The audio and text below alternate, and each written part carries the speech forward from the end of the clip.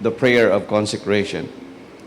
And the example was given by the Lord Jesus Christ in Matthew 26:39. Look at this. Matthew 26:39 says something like this. So this is story. You know the story, right? The story ng si Jesus Christ went to Gethsemane to pray. This is almost the last portion ng kanyang life dito sa earth. Bago siya ipako sa krus, ay nanalangin siya sa Gethsemane. This is the Gethsemane prayer. It says, he went a little further and fell on his face and prayed, saying, "O my Father, if it's possible, let this cup pass from me.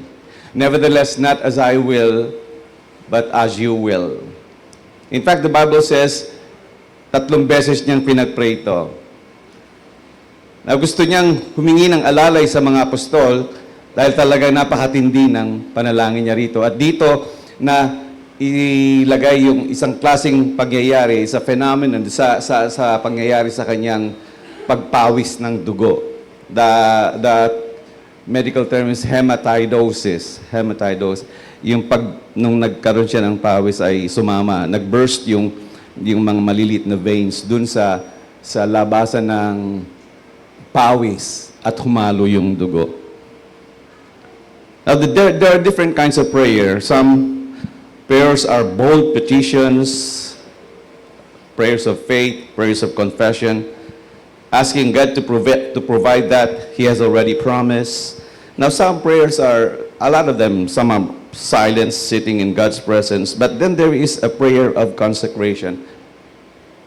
And perhaps this is the hardest prayer of all. Because this prayer is not about asking of what we want. It's about surrendering what we want. It's not about getting God to align us or to bend God's will for us, but it's about aligning our will. It's bending our will for His own. This is the prayer Jesus prayed in the Garden of Gethsemane, and it's not a weak prayer. There's no fear. It's not passive. It's the most courageous prayer a believer can pray.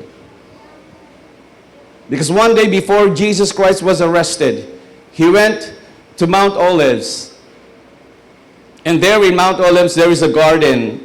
Ang tawag doon sa garden ay Gethsemane. The word Gethsemane means oil press. Oil press. Ibig sabihin, doon pinipiga. So just imagine, bakit siya doon nagpunta sa Garden of Gethsemane? Because like the olives that is pressed, Jesus Christ, His feeling, His thoughts, He was just like the olive that is pressed, the pinigang-pigang-piga. Kasi bakit? Ba't pinipigang-pigang-piga ang olive? Kasi hindi katas ang kinukuha doon, yung langis. And that's how Jesus Christ felt when He prayed this prayer of consecration. I'd like to detail to you this kind of prayer that every believer should pray as well. The word consecration means, the biblical word means to be separate for a divine purpose. To be separate or to separate for a divine purpose, signifying total conviction and self-surrender. So yun ibig sabihin ng consecration, it's a total conviction and self-surrender. You surrender yourself. Hindi yun madali, hindi yun simple. It's really difficult. Alam nyo, nung maliit po ako, meron akong experience na talaga pong yung tiyan ko po madaling masira. Yun ang sakit ko talaga, sakit sa tiyan. And wala pong tumatalab na gamot sa tiyan ko. Hindi alam nung nanay ko kung paanong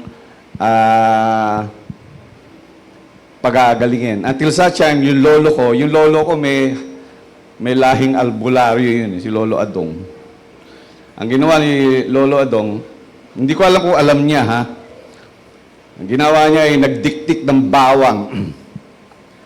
Ang bawang, kung meron akong kinamumuhi ang pagkain sa ibabaw ng balat ng lupang ito, bawang. Kaya minsan nga tawag sa akin aswang Dahil po kung bakit inis na inis ako sa bawang, hindi ko pwedeng amuin man lang ang bawang. Siguro may experience po ako ng bata ko. Pero yung asawa ko, bumibili po ng bawang, yung piniritong bawang, tapos kinakain sa harap ko. Nakala mo mani lang ang pagkain niya. Yung lolo ko, nung talagang masakit ako at halos hindi na ako kumakain, payat na ako, what he did was, nagdikdik siya ng bawang pagkatapos isinangag niya, at pagkatapos niyang isinangag, nilagay sa tubig, sa baso. Yan sabi sa akin, lolo ko inumin mo. Siguro, isipin niyo naman yung itsura ko. Yung mga amoy nun, ayoko po. Inumin mo, basta inumin mo. So nakiusap pati nanay ko sa akin, inumin mo! Ay, yung bata, naku katakot-takot at iyak at uhog po ang hanggat sa mapilit po nila. Talagang ayoko, it's against my will. Kanya the moment na sumayad sa dila ko yung ibinabad na piniritong bawang, is definitely, lahat po ng kinain ko na natanggal. Lahat talaga, inalis talaga lahat ng laman ng tiyan ko.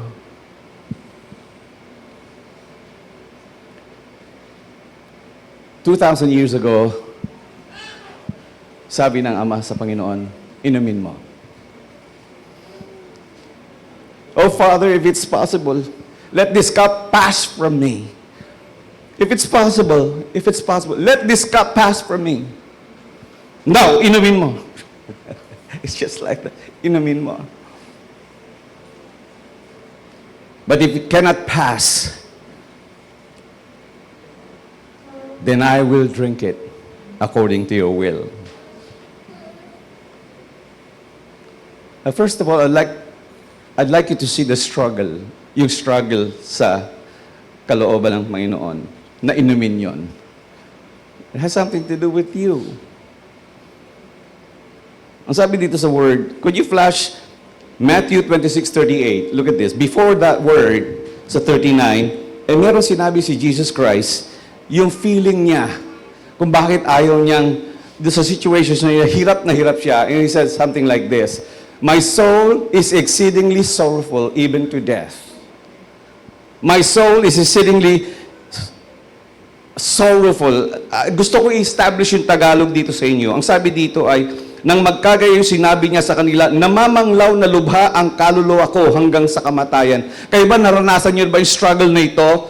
Something na namamanglaw, na nalulungkot, nalulumbay, exceedingly sorrowful even to death. That's how he feels at that particular time. Because he is about to drink the cup. Ano ba yung ibig sabihin ng cup na yun? The Bible established that cup as God's wrath. So si Jesus Christ will suffer not just because of the cross, not just because of the nails of the cross, not just because of the crown of thorns, not just because of the slash from his body, but he's going to suffer so much is because he is going to taste the wrath of God for the sins of man, for your sins and mine.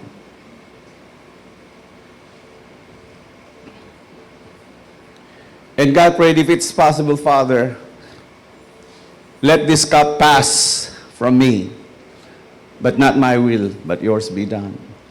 3 times, pinag-pray niya. And the struggle was there. The struggle was there. The Son of God wrestled with the will of the Father. Why should we be surprised when we struggle too? Alam po ninyo, minsan mahirap establish yon. The prayer of consecration means that we are to bend our will to His. Maski minsan yung will ng Diyos, minsan hindi mo maintindihan, o kaya maski na minsan yung will of Diyos, ng Diyos ay alam mong napakahirap gawin. Pero dapat mong gawin. Consecration doesn't happen in the absence of fear. It happens in the presence of surrender. So kanya pag sinabi niyang, hey, forgive. Kahit na sa isip mo, Lord, napakasama ng taong yun. Walang ginawang mabuti yan. Pag sinabi ng Diyos, hey, forgive. And you must consecrate your heart to the Lord and learn to forgive. When God says something to you, no matter how difficult that is, no matter how you struggle against it,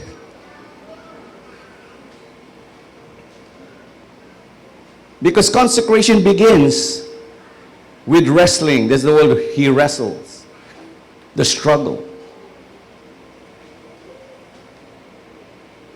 And so as Jesus struggles, that's the difficult thing there, and that's the most courageous prayer of all. Even though it may be difficult. It may feel like a death to self. But consecration begins with the struggle. Now let me tell you about the heart of consecration. The heart of consecration is this: not my will, but yours be done. Not my will, but yours be done. This prayer isn't about God has already revealed in His Word, like forgiveness, wisdom, or healing. Because it's about moments when His will is unclear. Naranasan nyo na yun na minsan yung will niya na iniuutos sa iyo, o kaya nagagawin mo, na pinagagawa sa iyo, is unclear. Bakit? Yun ang tanong natin Tayo napakarami nating tanong. Pagka ang isang bagay ay parang hindi masarap tanggapin, hindi masarap gawin, kasi it runs counter to our will, napakahirap. It's just like Abraham. For example, Abraham. You know Abraham. Si Abraham, 75 years old pa lang, pinangakuan na ng Diyos na gagawing ama ng lahat ng mga bansa. Alright? 75 years old pa lang siya. And then, ilang taon bago naganap? 75 years old siya. Nung 100 years old na siya, tsaka lang siya nabigyan ng isang anak. Of course, nagkaroon siya ng isang anak na Ismael, pero hindi yun ang sinasabi ng Diyos. Tinulungan lang nila ang Diyos. Yun ang mali. Kanya nagkagulong mundo. Tinulungan nila ang Diyos sa isang anak. At nang pinanganak si Isaac, look at this. Nang pinanganak si Isaac, tuwan-tuwa siya because nagkaroon siya at least ng anak. May pag-asa doon sa pangako. May pag-asa. Nagagawin kitang anak, ama ng lahat ng mga bansa. But when Abraham was about maybe a teen or less than a teen, may pinagawa sa kanya ang Diyos. It's so difficult to understand. And there will be questions. More questions than answers. Ihain mo sa akin si Isaac.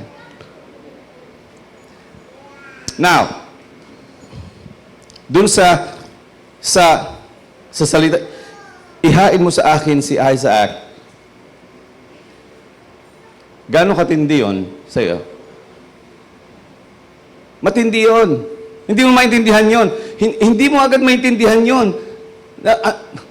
Magdududa ka pa nga sa Diyos pag ikaw ano bang klaseng Diyos ito? Ba't naman hinihingi yung anak ko? Walang pwedeng tumupad nun, And so, Lord, 25 years hinintay ko na magkaroon ako ng anak. Pagkas binigay mo, nag-iisang anak. Pagkatapos hihingin mo pa. And hindi lang yun a question, Lord, pagkatapos, kinakailangan ko pang patayin siya para ihandog sa'yo. Papatayin ko siya, personal. At pagkatapos, ihahain ko sa'yo. So there's so many questions. Question about morality, question about the character of God, the question about the promise of God, the question of of who you are as a father dun sa anak mo.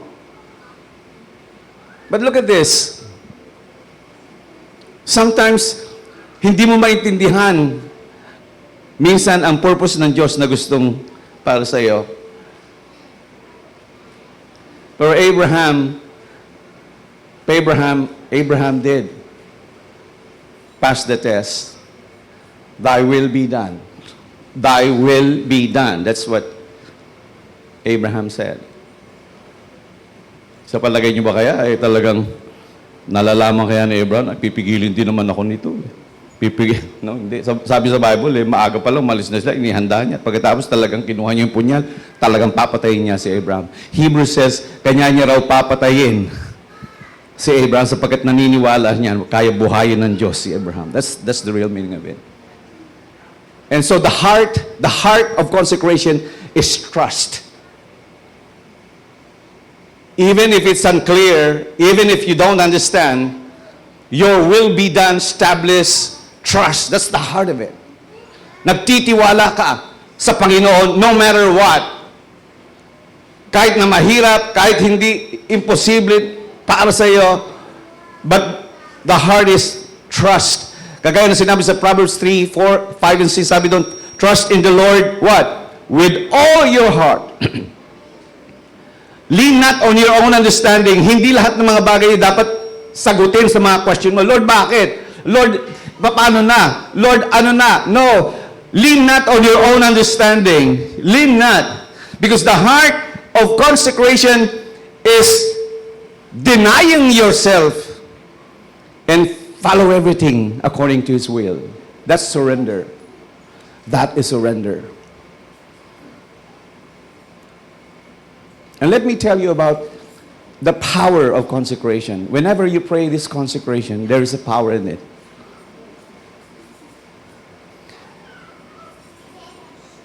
And in fact, one of the power is when Jesus Christ drank the cup. In fact, ayun, nung nandun na siya sa cross, isa sa matinding naranasan ng Diyos yung kanyang sigaw doon sa cross. Sabi niya, my God, why have you forsaken me? That's the most difficult part. Sapagkat nang ininom niya yung cup ng suffering at wrath ng Diyos, God has to move farther and farther away from Him. Kanya na sinigaw niya, my God, why hast thou forsaken me?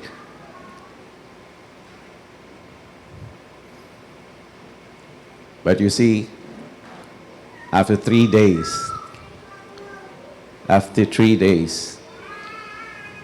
Jesus Christ rose again. That's the power of consecration. You see, when you consecrate yourself to God, He gives you the power as well to be strong. Parang si Paul. You understand si Paul? Si Paul merong sakit na sinabi si Paul. Yung sakit na tinasabi niya is a thorn in the flesh. Hindi alam kung anong ibig sabihin na thorn in the flesh, pero it is buffeting him. And the word of buffeting means parang binubugbog siya araw-araw.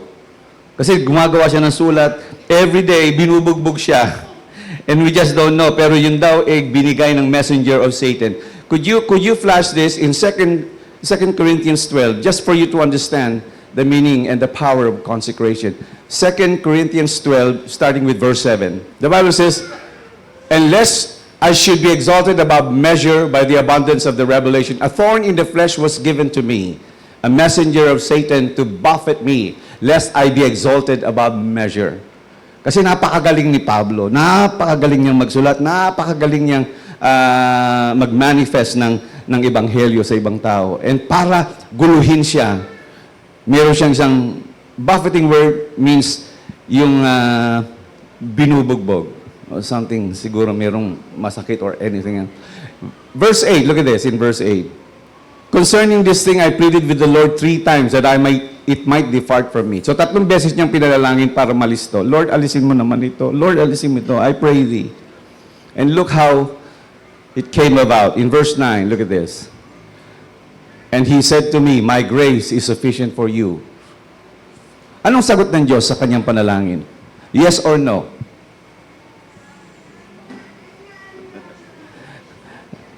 The answer is no. No. I have a better will for you, Paul. Here is a better answer. You want me to take it? No, I will not. Look at this. Ang sabi niya. My grace is sufficient for you, for my strength is made perfect in weakness. Wow. My strength. You have to explore and discover that I am not taking this away. Why? Because I want to show you how powerful my grace is. How powerful my will is. Because my strength is made perfect in weakness. Minsan maraming mga tao sinasabi ito, God helps those who helps themselves. Wala sa Biblia yon. Ito yung nasa Biblia. Yung mga inaamin na hindi nila kayang gawin ang ibang bagay, kundi ang Diyos lang. Now here is the answer. My strength is made perfect in weakness. So ang Diyos, tinutulungan ang mga hindi kayang tumulong sa kanilang sarili. If you admit that to God, Lord, if you don't want na ialis sa akin to, then I will receive it. This is for you, Paul. My strength is made perfect in weakness. Then sabi ni Paul, sabi niya, look at this, look at this. Ano sabi ni Paul? Therefore, naku, sumaya pa siya eh. Yeah. I most gladly will I rather boast in my infirmities, that the power of Christ may rest upon me. Verse 10, therefore I take pleasure in infirmities, in reproaches, in needs, in persecution, in distress, for Christ's sake. For when I am weak, then what? That's the power of consecration. When you consecrate yourself and says to the Lord, your will be done, O Father, not mine. That is the power of consecration. You realize the real power of God in your weakness. Grabe. So the next time, sana minsan meron kang isang time na i-consecrate mo sa Panginoon ang life mo. Huwag kang matakot mag-consecrate. Kasi you are going to offer yourself as a living sacrifice. That's what He wants. Offer your bodies as a living sacrifice, holy and acceptable to God, which is your spiritual worship. Offer it. Offer it. Don't be afraid. Because just like Abraham, Paul, or Jesus Christ, they discover true strength and perfection of that strength in yours. Okay, today, let's try to pray this prayer. All right? Let's try to pray this prayer. As I pray, if you agree, then say, I agree, Lord. I agree. Let us all stand up. Father,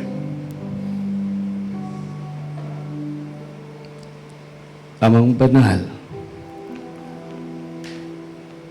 Panginoon, kami po ay sa iyo. Lubos po at magpakailanman. Kami iyo dahil binili mo kami sa pamamagitan ng dugo ng iyong anak. Father, inihandog po namin ang aming mga sarili bilang mga buhay na handog. Katawan, kaluluwa at spirito sa iyong mga kamay. Iniaalay po namin sa iyo ang aming mga puso sa araw na ito, Panginoon, na mahalin lamang ang mga minamahal mo kamuhian ng mga kinamumuhian mo. Matutong magtiis, maging mabuti, hindi madaling magalit, hindi nag-iisip ng masama at hindi maghahanap ng pansariling kapakinabangan. Tulungan mo po kami, O Pangunawa naming Diyos. Iniaalay namin sa iyo ang aming mga isip, na sana mga ito'y lubos na gamitin mo para sa iyong paglilingkod at maging sakop na iyong pamamahala. Naway ang aming mga iniisip ay mga bagay na nakalulugod sa iyo. Mga planong ikaw lamang ang nagmumungkahi at isuko sa iyo ang pamamahala ng lahat ng aming gawain. Gamitin mo po kami para tuparin ang layunin ng iyong biyaya. Gibain ang anumang pagmamataas at pag-iisip na laban sa iyong pagkakilala at bihagi ng bawat pag-iisip upang sumunod kay Kristo. O Panginoon, tulungan mo po kami, O Diyos namin. Iniaalay namin sa iyo ang aming mga katawan, ang aming pong mga mata na makakita lamang na nais mong ipakita, ang aming mga tainga upang makinig lamang sa nais mong iparinig, ang aming mga paa upang lumakad lamang sa iyong patnubay, at aming mga kamay na gumawa lamang ng mga bagay na kaaya-aya sa iyong kalooban. Ang aming mga dila na magsalita lamang ng mga salitang nakalulugod sa iyo. Iniaalay namin pati ang aming mga pagnanasa at kagustuhan upang ikaw ang magpigil at magtuwid nito. Iniaalay namin sa iyo ang aming oras na magamit lahat para sa iyo. Ipinagkakatiwala namin ang aming pangalan at reputasyon sa iyong mga kamay. Iniaalay rin namin sa iyo ang aming mga anak, aming pamilya at lahat ng aming mga minamahal upang gawin mong ayon sa iyong kalooban. Ipinaubayan namin sa iyo ang buong ayos ng aming buhay. At sa iyong tulong ay susunod kami saan mo man kami dalhin. Panginoon, binibigay namin sa iyong pamamahala sa aming mga damdamin at sa mga pagkiling.